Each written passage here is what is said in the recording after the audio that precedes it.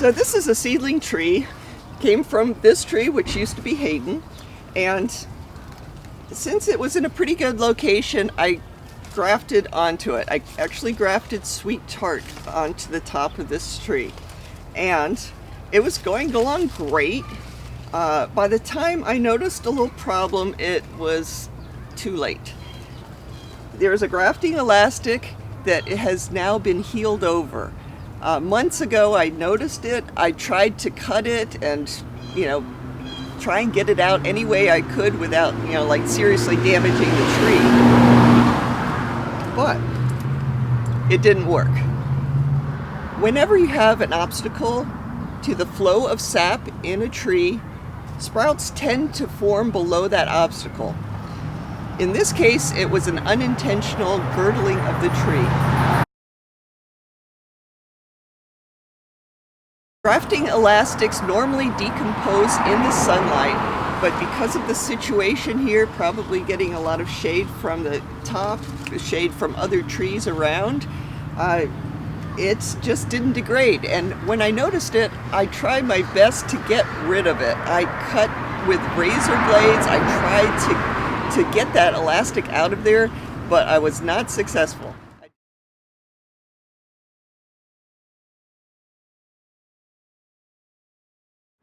So here's the situation. We have two very healthy sprout outs below the graft. And yes, I could just trim these off, but I figure what the heck, they're in a nice position. Let's try grafting onto them, and I'll graft sweet tart so the top of the tree and these two new sprout outs hopefully will be the same variety. So here's sweet tart. I've prepared a whole lot of scions on here, and the task today is finding small ones, because those are small shoots. I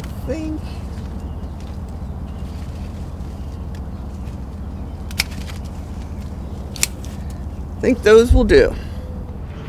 So this one shoot is a lot skinnier than this other, so I'm going to use this opportunity to do two different types of grafts.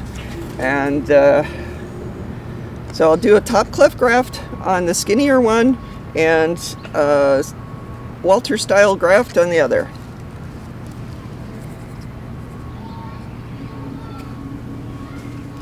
I like to use sort of short scions with the top cleft graft, so that's what I'll do.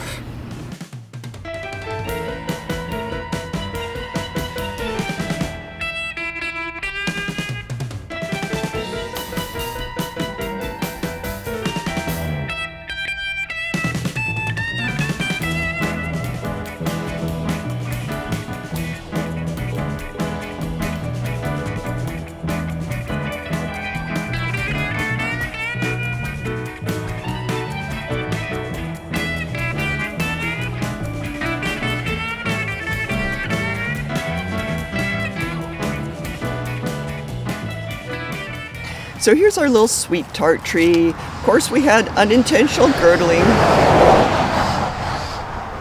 That grafting elastic just didn't degrade like it normally does. We had these shoots. I decided to graft onto the shoots rather than just cut them off. So we have a top cleft graft, a side veneer graft, and hopefully they'll take and make a little bushier tree.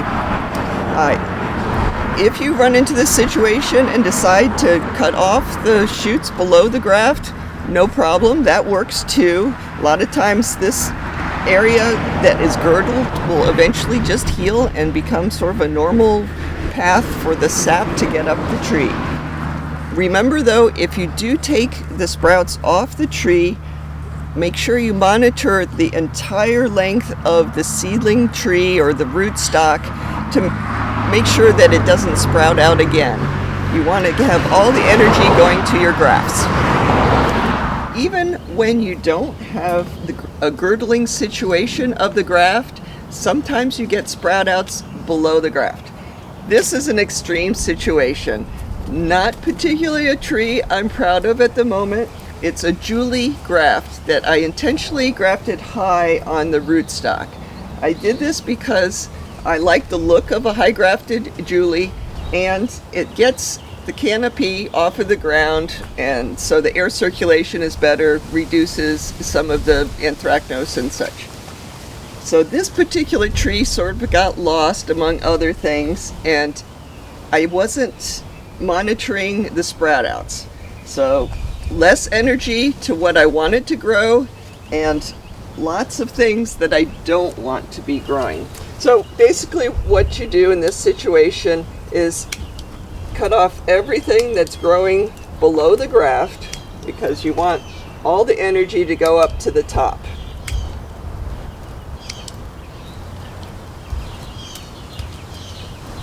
The graft is sort of like a speed bump. You know, you'd rather be on a super highway instead of going over speed bumps on a road.